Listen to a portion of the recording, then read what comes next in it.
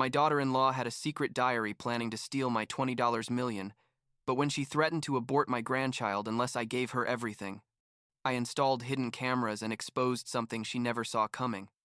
I'm 57 years old. I own 15 restaurants on the East Coast, and what happened to me over the past year and a half basically confirmed that there are people in this world who have no limits when it comes to getting money.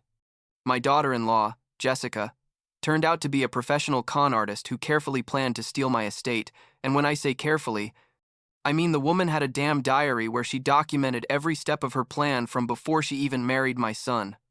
But let's start from the beginning, because this story has more layers than an onion, and believe me, they all stink. I built my restaurant empire from scratch, literally from scratch. I started as a dishwasher when I was 22 years old. You know, the classic immigrant working double shifts to survive. I spent 30 years climbing the ladder, line cook, sous chef, executive chef, and finally managed to open my first restaurant when I was 35. It was a small place, like 30 tables, but it was mine. My wife, Rebecca, was with me every step of the way. She handled the accounting while I took care of the kitchen and service. Things grew, and by the time I was 50, we already had 10 restaurants and were opening more. I'm not gonna lie. We had money, good money, and we worked like dogs to get it. Rebecca and I had 2 kids, Marcus and a daughter who's now 28 and works in bank compliance, a detail that's going to be important later.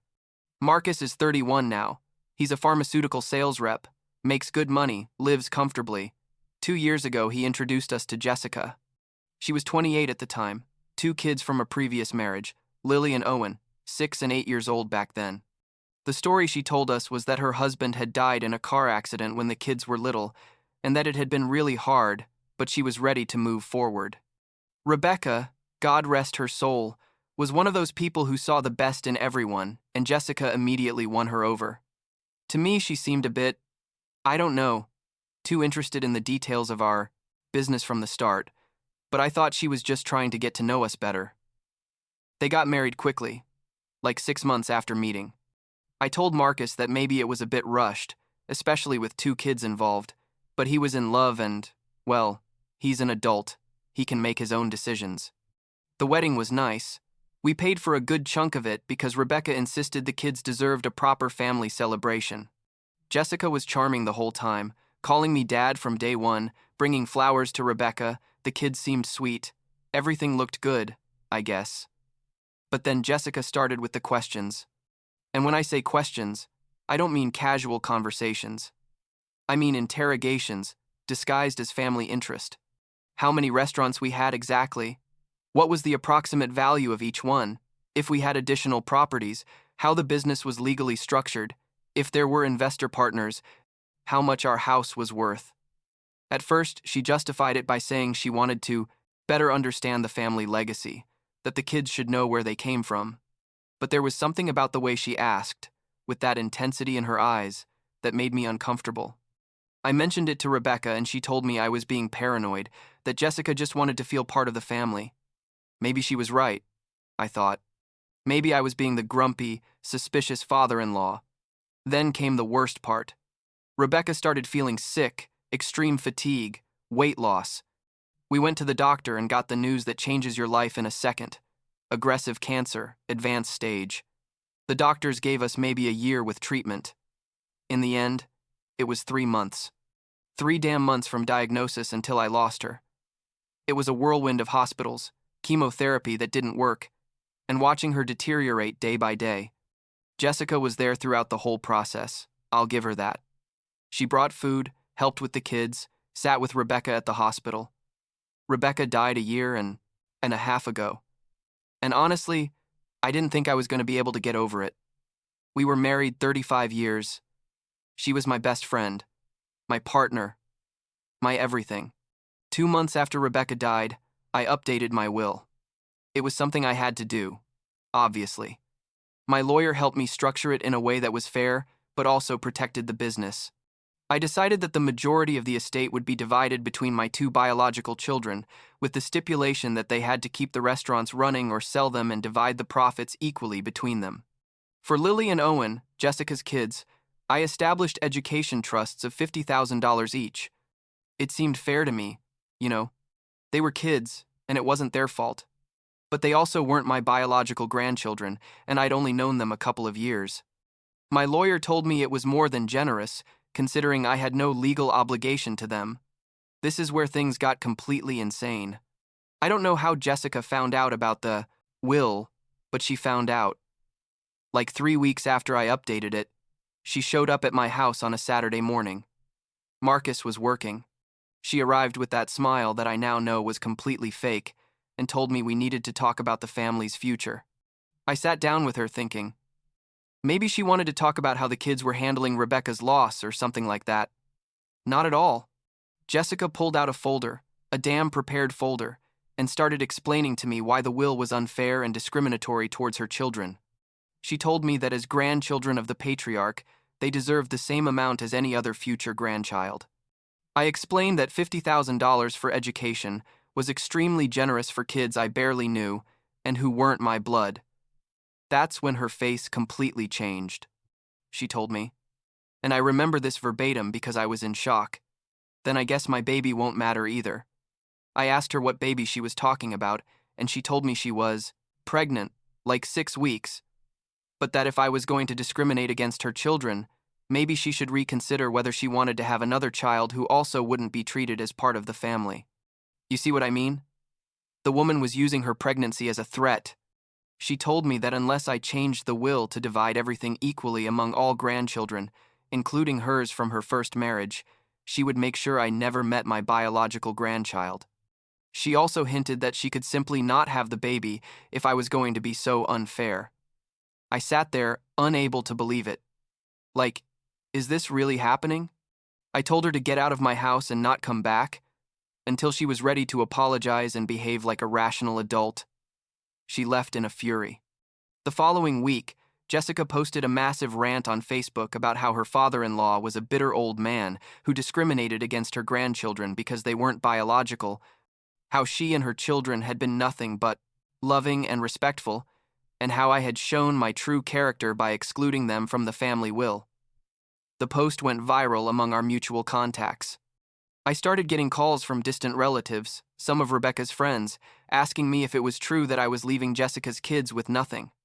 I had to explain over and over that I was leaving them $50,000 each, more than many grandparents leave their biological grandchildren. But the damage was already done. Jessica had painted herself as the victim and me as the villain. Marcus was caught in the middle.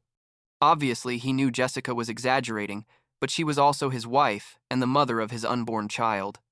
I tried to explain my position to him, that my will was fair, and that Jessica's behavior was manipulative and completely out of line. He told me he understood, but that he had to support his wife, especially being pregnant. My daughter, on the other hand, was furious with Jessica, and told me there was something very wrong with the whole situation, that nobody acts like that over inheritance when the person is still alive and healthy. Then weird things started happening at my house. Documents I knew I had left in my home office appeared, moved, or straight up missing. Rebecca's jewelry that I kept in the safe in my bedroom was no longer in the same order. One day, I noticed my checkbook from a savings account I barely used was missing. I called the bank and they told me there was no recent activity, but I got paranoid. I mentioned it to my daughter, and she, with her experience in bank compliance, suggested I install discrete security cameras in the common areas of the house, especially in my office. I hired a security company, and they put hidden cameras in my office, the living room, and the kitchen. I also changed all the locks in the house and only gave a set of keys to my daughter and Marcus. 2 weeks later, the cameras caught something that still makes my blood run cold. It was a Wednesday afternoon. I was at one of my restaurants supervising a private event. Jessica entered my house using Marcus's key, went straight to my office, and spent almost 2 hours scanning documents from my filing cabinets with her phone. I watched her in the recording, meticulously going through every folder, bank documents, property deeds, restaurant contracts, insurance policies, everything. She saved everything on her phone and then put things back exactly as they were. I took the recordings to my lawyer immediately. He told me that technically she had committed trespassing and was probably planning some kind of fraud. He advised me not to confront Jessica directly yet, but to wait and see what she did with the information. Meanwhile, I put alerts on all my bank accounts and properties for any unusual activity. I didn't have to wait long. 3 weeks later, I got a call from the bank, where I have my main savings account. The compliance officer, who coincidentally knew my daughter, professionally, informed me that someone had attempted to create trust accounts using my identification documents and signature. The documents looked legitimate, but something about the application raised red flags in their system, specifically that the beneficiary accounts were for Lily and Owen, and that Jessica was listed as the trustee with full power over the funds. The signature on the documents was forged. A good forgery, but forged nonetheless. They had submitted scanned copies of my driver's license, social security number, and bank statements. Everything Jessica had photographed in my office. That's when I knew this was serious, like federal crime serious. My lawyer immediately contacted the police. We submitted the security recordings, the bank fraud attempts, everything. While the investigation progressed, Marcus finally decided to go through Jessica's things at the house because something wasn't adding up with all the drama. What he found was devastating for him, but vindicating for me. Marcus found a diary hidden in a box at the back of Jessica's closet. In that diary, which according to the dates she started writing like 2 months before meeting Marcus, Jessica had documented her entire plan. She had researched our family, knew about the restaurant business, had calculated approximately how much we were worth. She wrote literally, verbatim according to what Marcus told me later, goal: marry Marcus within 6 months, establish solid family relationship, wait for mother to die or get very sick, get pregnant to secure position, pressure for changes in will. If it fails, create alternative documents. It was a step-by-step scam plan, calculated and cold. But wait, because it gets worse. The police investigation discovered that Jessica's first husband hadn't died in any car accident. He was alive, living in another state, and she had lost custody of Lily and Owen due to negligence. The full story was that she had been married to a guy whose mother owned a retail store chain. Jessica tried the same scheme, trying to manipulate wills and access bank accounts.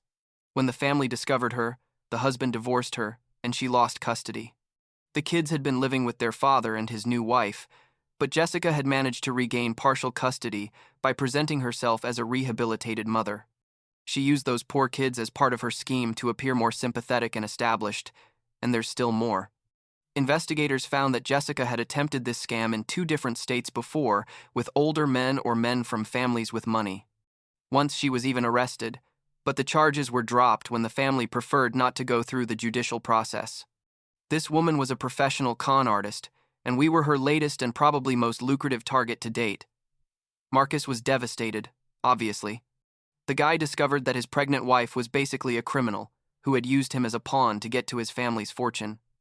He came to my house crying, apologizing over and over, saying he should have seen the signs.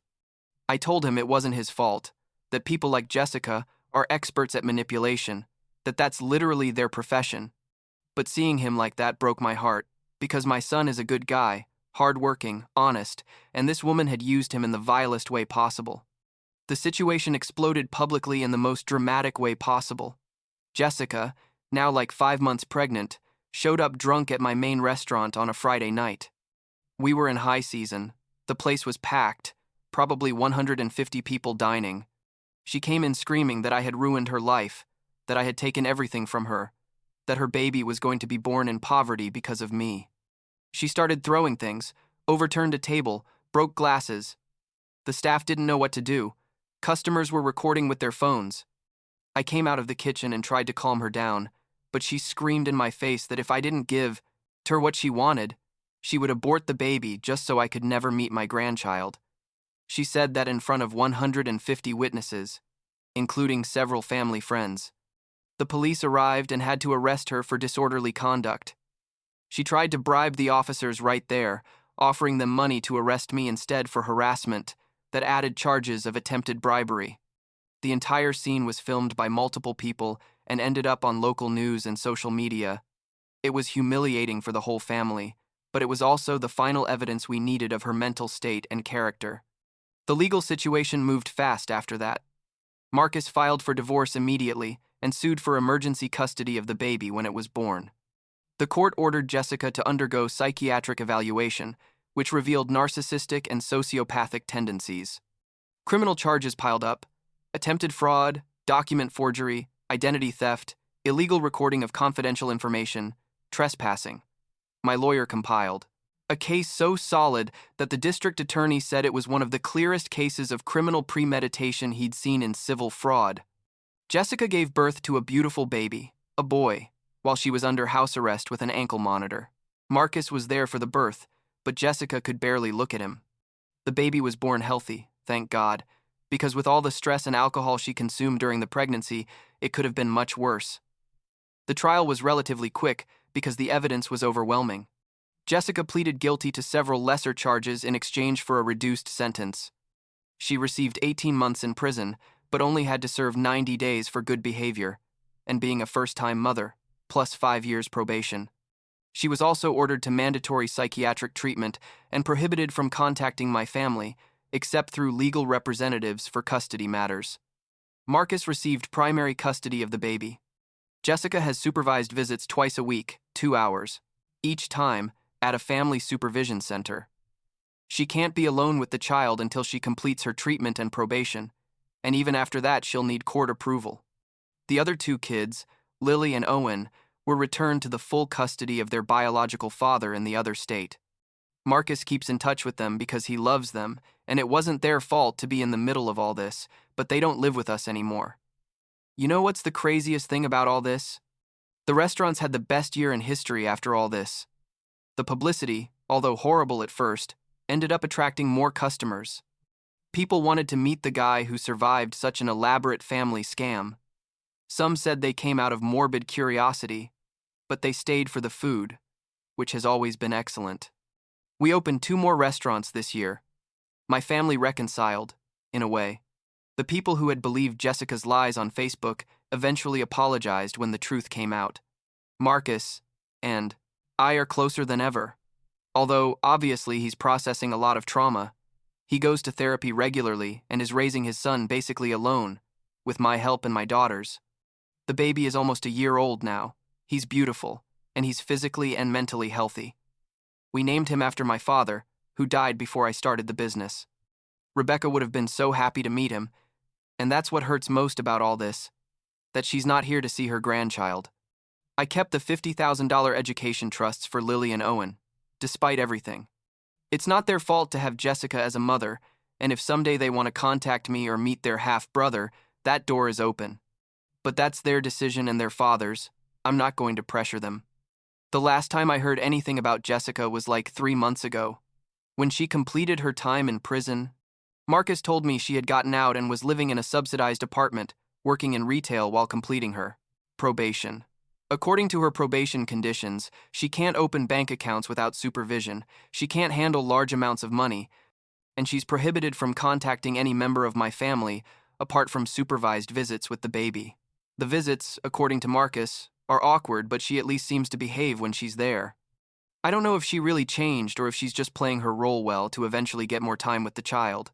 Honestly, I don't care, as long as she stays away from my family and my businesses. Yesterday, my grandson took his first steps.